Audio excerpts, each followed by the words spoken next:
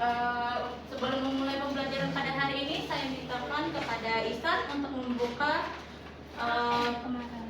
memimpin doa untuk membuka pembelajaran pada hari ini. Silakan Isan. Baik, sebelum kita memulai pelajaran pada hari ini, marilah kita berdoa menurut agama dan kepercayaan kita masing-masing. Berdoa dimulai. Terlalu anunya dihitung dibagi-bagi itu nah, jadi kami cukup di sini semuanya ada pakai. Yang penting kan kayak gitu kan Baik. Nah, pada pertemuan sebelumnya kita sudah membahas nih tentang berbagai usaha terintegrasi yang dilakukan oleh berbagai pihak yang terjadi di seluruh Indonesia yang mencoba untuk memisahkan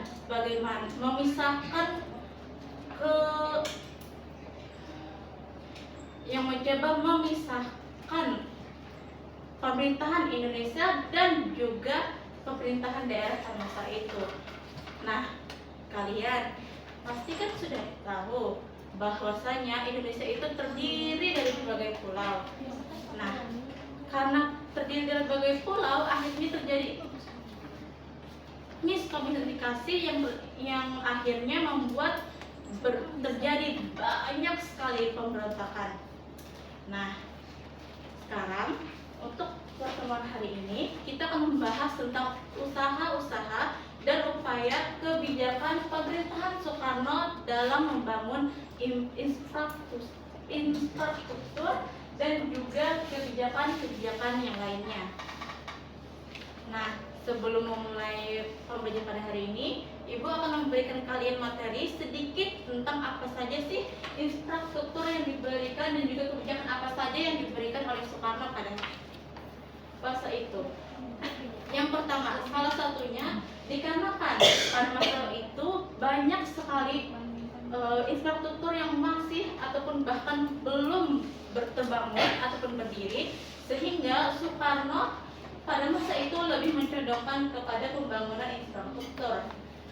Dan hal itu penting karena untuk meningkatkan kehidupan dalam bermasyarakat. Perlu kalian ketahui bahwasanya orang itu untuk makan, minum dan sebagainya kan perlu usaha dan juga kan perlu bekerja, sehingga perlu dibangun yang namanya infrastruktur tersebut.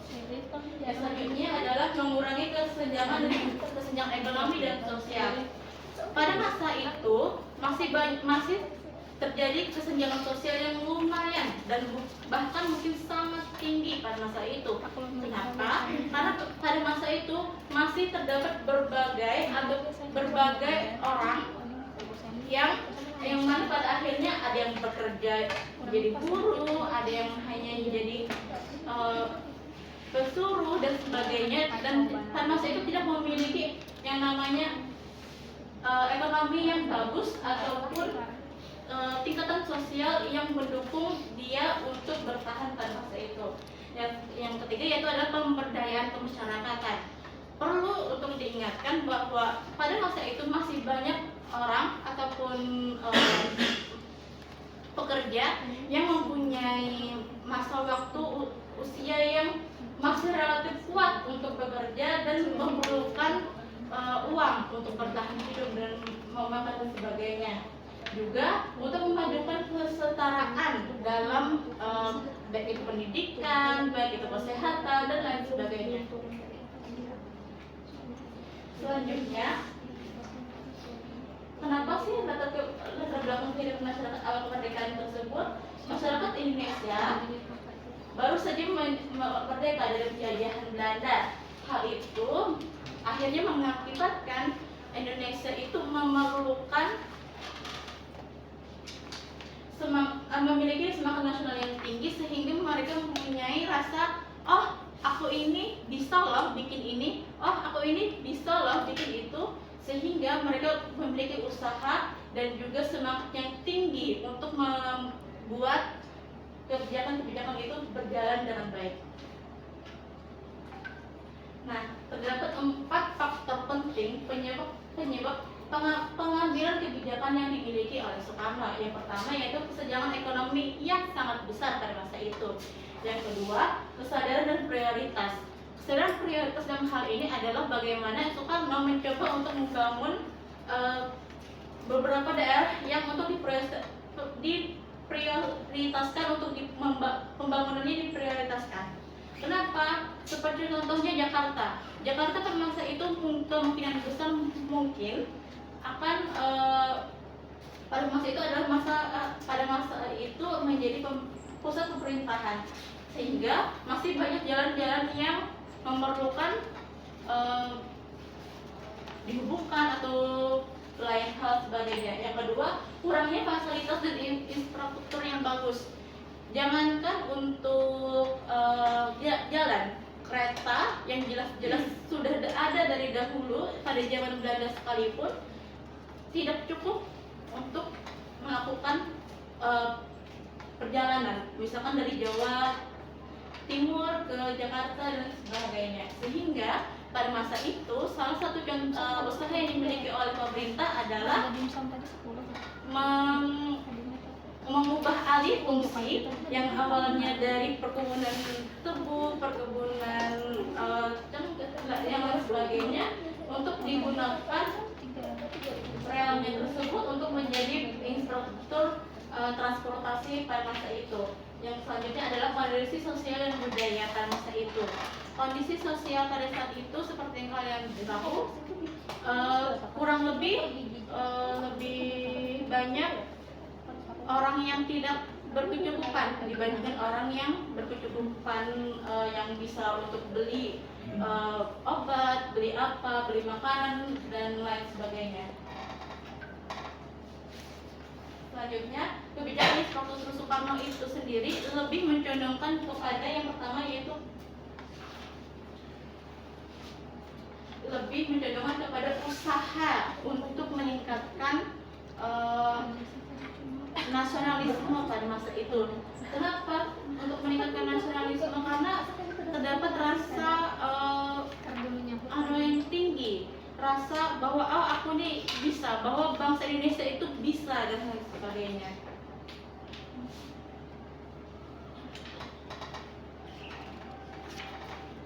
Selanjutnya, pengembangan infrastruktur pendidikan.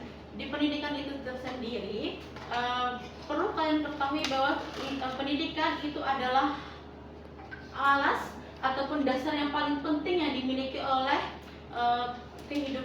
oleh suatu negara. Kenapa? Karena banyak pemerintahan ataupun banyak pekerjaan yang dilakukan pada masa itu memerlukan yang namanya pendidikan.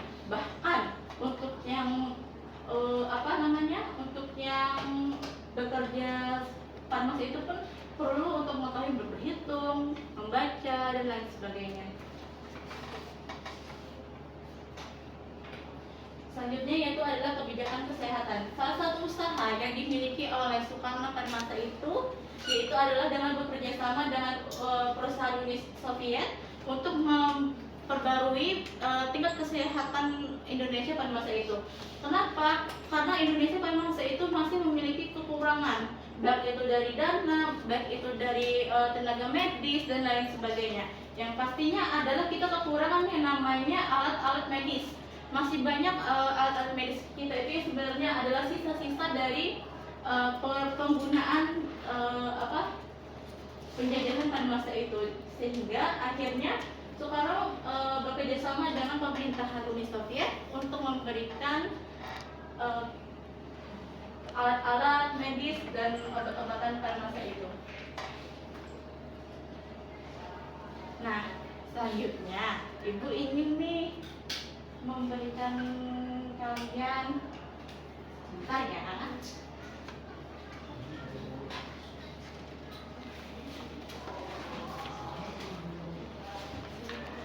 Nah, di sini Ibu mempunyai yang namanya lembar kerja peserta didik. Ibu ingin kalian membentuk kelompok nih. Untuk kalian bikin 3 kelompok ya. Ya Bu.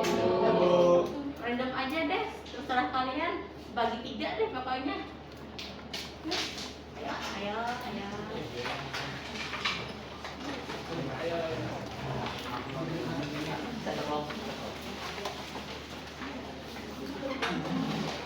Untuk kelompok ada 6 orang ya.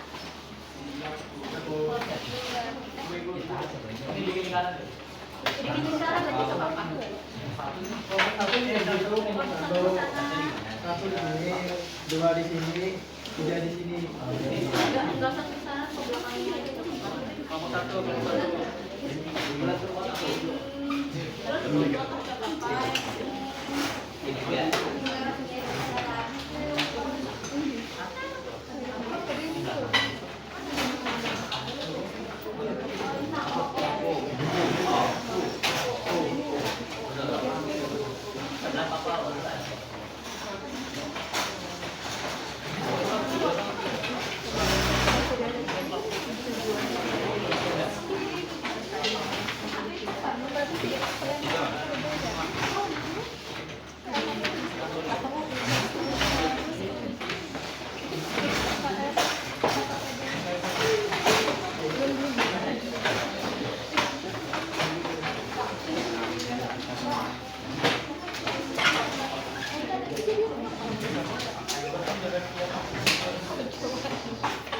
Ini lah kepopas aja.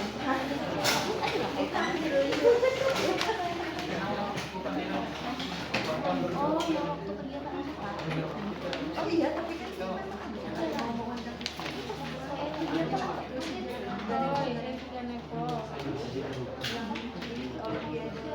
Tapi ini dia mau praktik terpimpin. Oh, ada kan? ini kebijakan suami. Sebelum itu kan sih. Kebanyakan keluasan. Materi ini rutin khusus kayak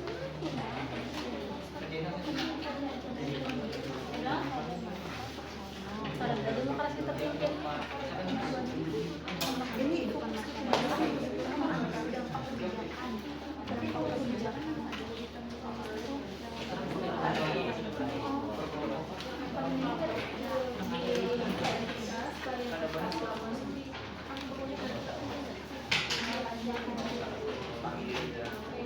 Sudah semuanya nih, sudah siap kan? Nah, di sini Ibu akan menjelaskan bagaimana sih kalian untuk menjawab dan mengisi lembar LKPD tersebut. Nah, di dalam lembar LKPD tersebut, di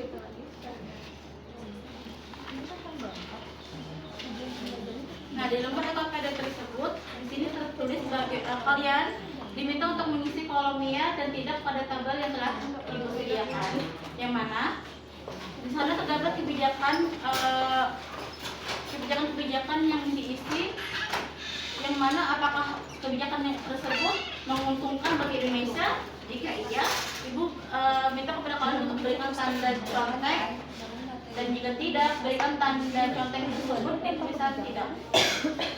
Setelah itu, berikan alasan kenapa sih kalian memilih tidak dan juga iya. berarti ininya. Kalau bisa, cantumkan juga sumber dari diskusi kelompok kalian. Di sini, Ibu akan memberikan contoh salah satu kebijakannya. Yang pertama yaitu adalah kebijakan pendidikan. Kebijakan pendidikan, sistem kurikulum 1952 sudah mengarah pada sistem pendidikan nasional, yaitu mengintegrasikan materi pelajaran sesuai dengan kehidupan sehari-hari mereka. Yang mana kebijakan demokrasi pendidikan dan juga program wajib belajar 6 tahun sudah mulai diterapkan kepada seluruh warga Indonesia pada masa itu. Penerapannya dimulai pada anak usia 8 tahun sampai lulus 6 tahun selanjutnya. Selanjutnya, pemerintah Indonesia saat itu sudah sangat berusaha untuk mengurangi tingginya buta huruf di masyarakat dan meningkatkan kualitas sumber daya manusia. Selanjutnya yaitu adalah kebijakan kesehatan.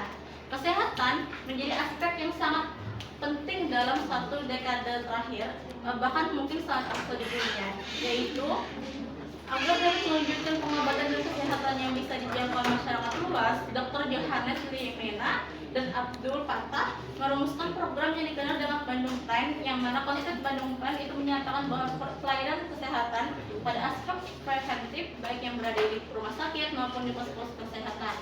Nah, pada masa itu kebijakan kesehatan itu dilakukan dengan diadakannya yaitu puskesmas keliling ataupun bahkan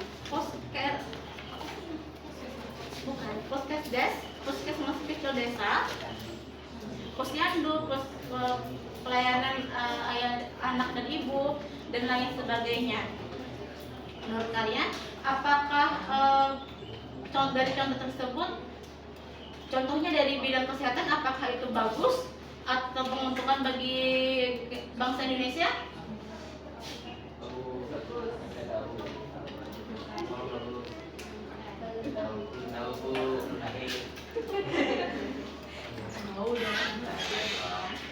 Selanjutnya adalah pembangunan proyek mercusuar.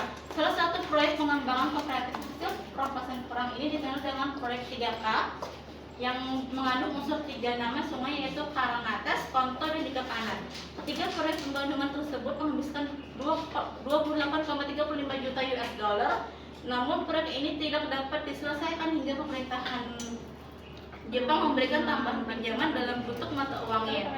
Jadi yang dimaksud dalam hal ini adalah Indonesia pada masa itu membangun proyek mercusuar. Namun proyek-proyek tersebut sebenarnya adalah salah satu kompensasi dari pihak Jepang kepada Indonesia. Pihak Jepang memberikan berbagai kompensasi kepada kita. Salah satunya adalah dengan pembangunan proyek mercusuar, pembangunan Gedung Sarinah, pembangunan hotel Indonesia dan lain sebagainya. Nah, dari pembangunan proyek mercusuar itu sendiri dapat dilihat bahwasanya berbagai macam keuntungan dan juga kekurangan dari hal tersebut. Namun dapat dilihat bahwa sebenarnya kerugianlah yang lebih banyak terlihat di pembangunan proyek mercusuar tersebut. Nah, kalian sudah mengerti bagaimana cara menjawabnya? Sudah. Sudah ya. Saya kasih waktu kalian 5 menit ya.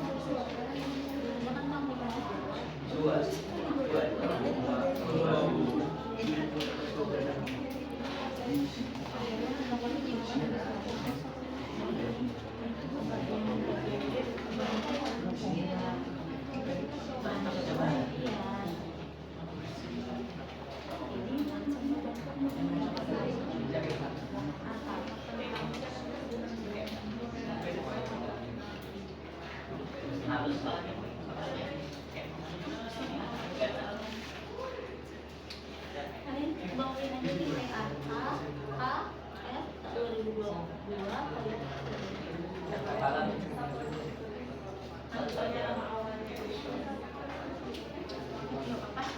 kalau misalkan keluar sumbernya ya. Iya.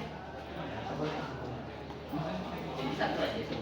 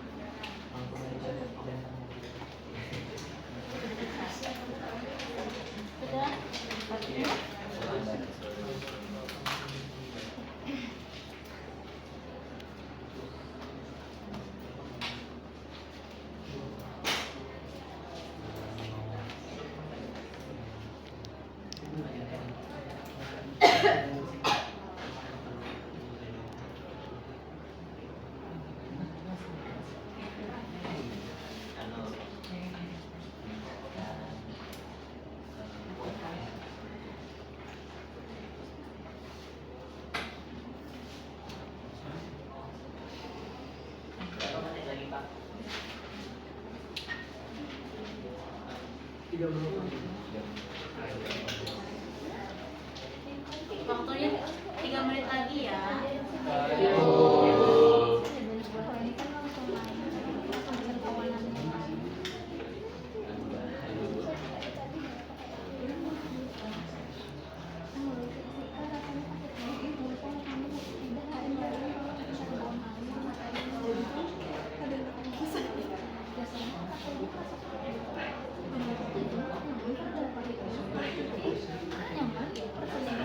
Dia rasa pahit kan kata hormon kan, kata aku kan merasa pahit juga. Jadi jadi apa namanya?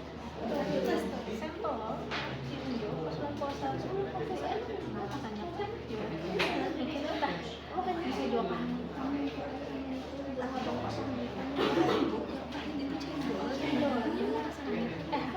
pahit.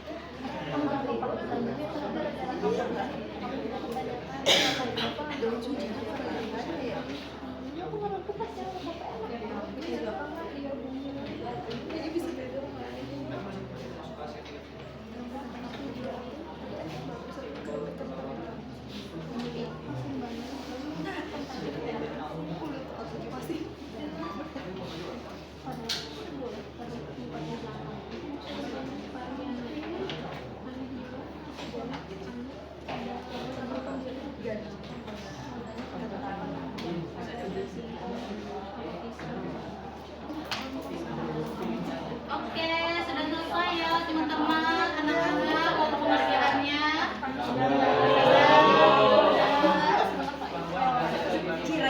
Sedikit lagi, waktu berapa?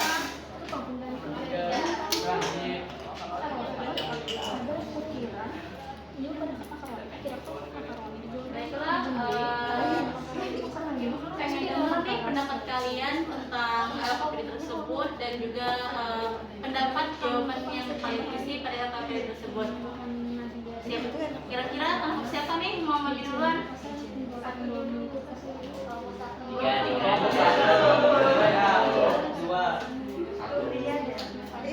Pilih ya. 83 deh. Maju semua kamu.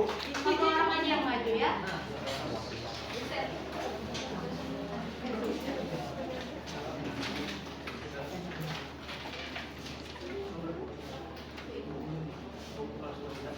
Oke, assalamualaikum warahmatullahi wabarakatuh. Waalaikumsalam warahmatullahi wabarakatuh. Oke, jadi kami dari kelompok 3 ingin memaparkan apa yang kami diskusikan tentang Bandung Plan. Jadi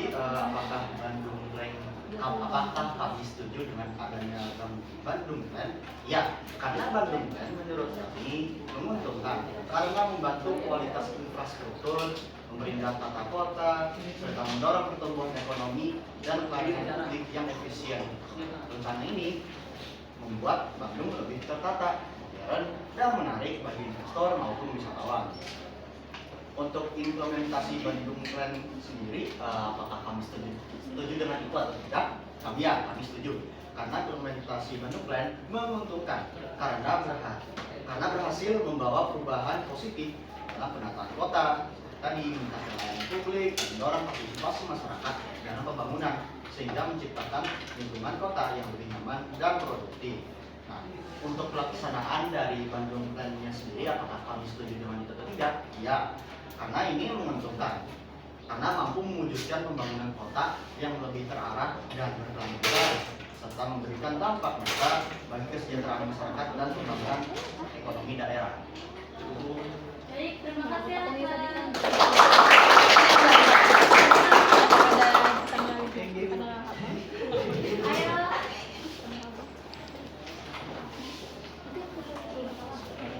Baik, saya perkenalkan dari kelompok 1 akan mempresentasikan hasil diskusi kami, yaitu pembahasan yang pertama adalah ketidaksetujuan Indonesia untuk mengundang Israel pada Asian Games. Kami berpendapat bahwa ketidaksetujuan Indonesia mengundang Israel itu adalah benar, karena hal itu merupakan upaya Indonesia dalam melawan Israel yang dianggap sebagai agresor dan sebagai upaya untuk solidaritas kepada negara-negara Arab dan Palestina. Dalam pembahasan yang kedua, Indonesia keluar dari keanggotaan OC. Kami setuju bahwa karena hal ini menunjukkan keseriusan Indonesia dalam melawan neo-kolonialisme yaitu Israel dan mendukung negara-negara Arab. Ada pembahasan ketiga yaitu penyelenggaraan Ganevo. Kami setuju dengan penyelenggaraan ini karena Ganevo dianggap sebagai simbol perlawanan bangsa Indonesia terhadap Israel dan menunjukkan bahwa negara yang baru merdeka juga bisa membuat pesta olahraga yang adil. Sekian dari saya, terima kasih. Baik, terima kasih. Selanjutnya kelompok terakhir, kelompok 2.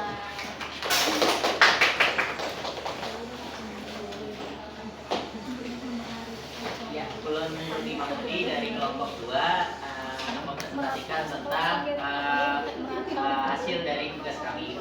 Yang pertama tentang proyek 3K. Kami beralasan kami kurang setuju dengan proyek 3K tersebut karena merugikan Indonesia secara keseluruhan karena pembangunan tersebut belum selesai atau belum tuntas. Kedua, pembangunan hotel-hotel. Kami juga tidak setuju atas pembangunan hotel-hotel yang ada khususnya di Pulau Jawa karena pembangunan hotel-hotel tersebut membuang anggaran saja, karena kita ketahui sendiri bahwa hotel-hotel tersebut hanya dikhususkan kalau tidak salah buat Asian Games. Yang terakhir, Toserba Sarinah.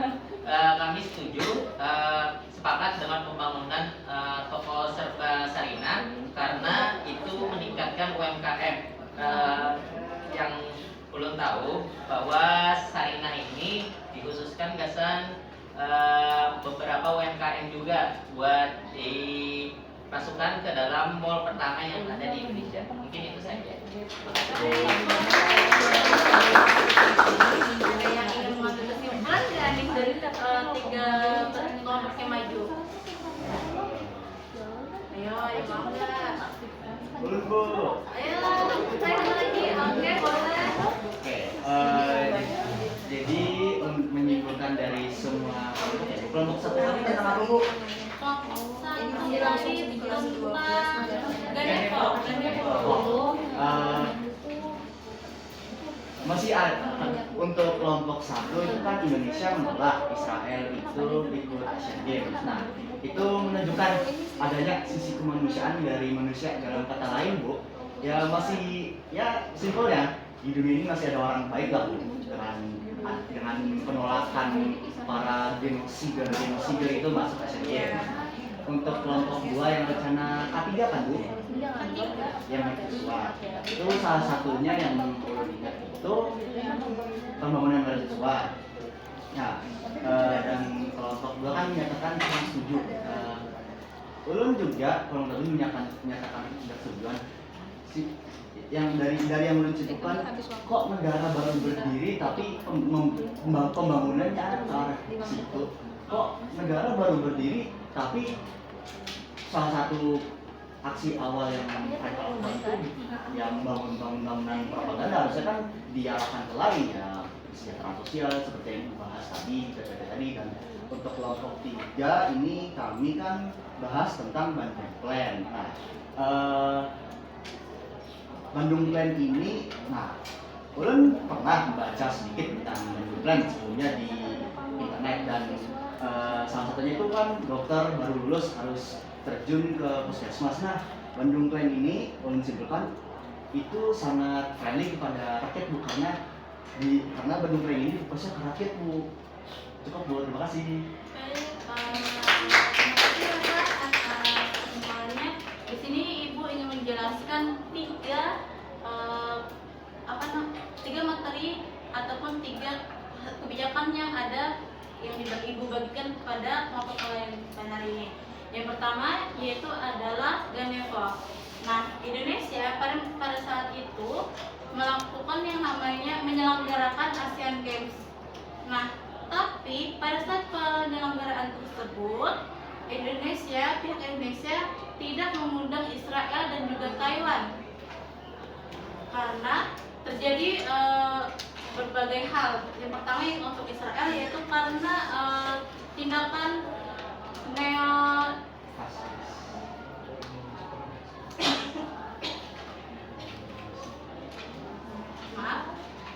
karena ada tindakan untuk mengeksploitasi dan juga merebut wilayah dari pihak Palestina. Sedangkan Taiwan sendiri memiliki bersih tegang dengan pihak China pada masa itu. Nah, tapi dikarenakan pada masa itu Indonesia tidak mengundang kedua negara tersebut, akhirnya pihak International Sport Organization mereka memarahi Indonesia gitu loh, kayak kok nggak diundang sih, kan harusnya kan olahraga itu kan tidak harus tidak berhubungan dengan politik, kenapa diundang, harusnya kan tetap diundang gitu. Tapi Indonesia tetap bersikeras untuk tidak mengundang Israel dan juga Taiwan pada saat itu, dan sehingga pada saat itu akhirnya Indonesia membuat satu acara olahraga yaitu Ganevo. Ganevo itu sendiri merupakan acara olahraga yang didatangi oleh berbagai negara, khususnya daerah Afrika dan juga sebagian dari Asia. Nah, selanjutnya itu adalah materi dari kelompok 2 yaitu pembangunan 3K. Salah satu pada masa itu untuk membalas ataupun bisa dibilang jadi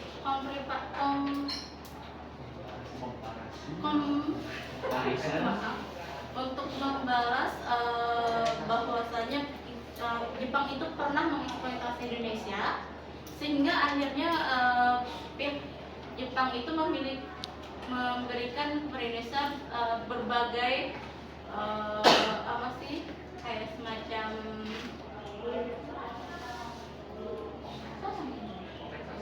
kompensasi. Benar, terima kasih. Nah, kompensasi itu salah satunya itu adalah pembangunan mercusuar. Yang selanjutnya pembangunan mercusuar itu tapi tidak berlangsung dengan baik. Kenapa? Karena dana yang digunakan untuk membangun mercusuar itu sendiri sangatlah besar.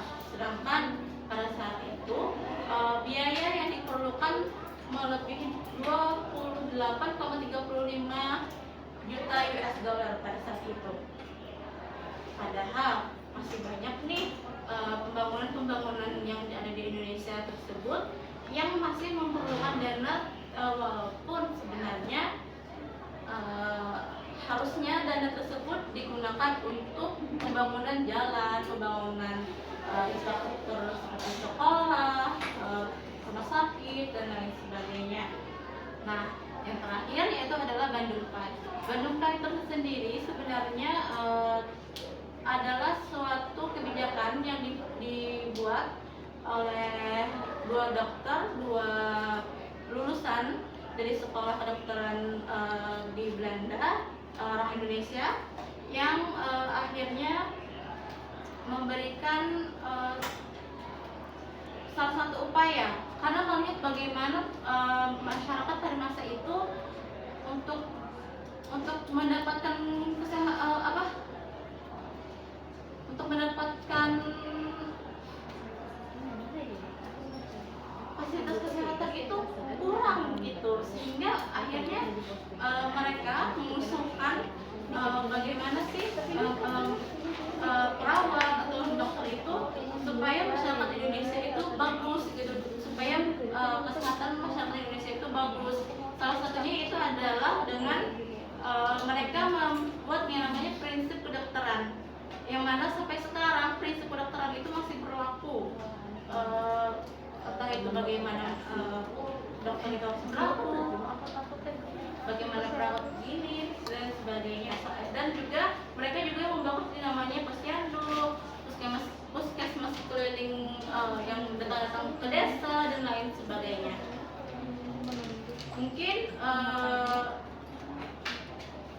dari pertemuan hari ini kita mungkin bisa mengambil nilai-nilai kecil nih, bahwasanya terdapat berbagai kebijakan-kebijakan yang diambil oleh pemerintah pada masa itu yang bagus untuk masyarakat Indonesia pada masa itu. Namun ingat bahwasanya ibu pernah dari pertemuan ini, ibu pernah menjelaskan sebelumnya bahwasanya Indonesia itu lebih, pembangunan pada masa sekarang itu lebih untuk menunjukkan simbol bahwa Indonesia ini kuat nih, nggak lemah, nggak gimana. Saya itu akhirnya yang dibangun itu adalah seperti monumen ataupun masjid, tapi walaupun itu akhirnya diteruskan oleh orang lain gitu, tapi seperti monumen yang menunjukkan kemegahan. Nih aku bisa nih bikin bangunan seperti ini gitu. Nah, tapi sekali lagi harus diingat bahwasanya banyak pembangunan itu harusnya bisa untuk pembangunan infrastruktur ataupun keperluan yang lainnya. Mungkin itu saja dari Ibu untuk menutup doa pembelajaran pada hari ini.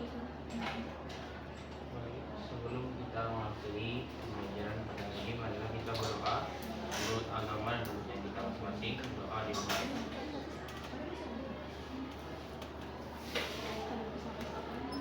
Berdoa selesai.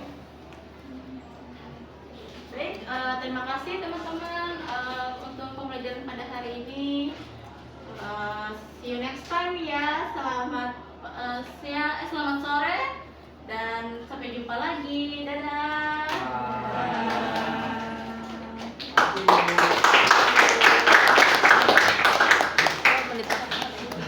Tiga.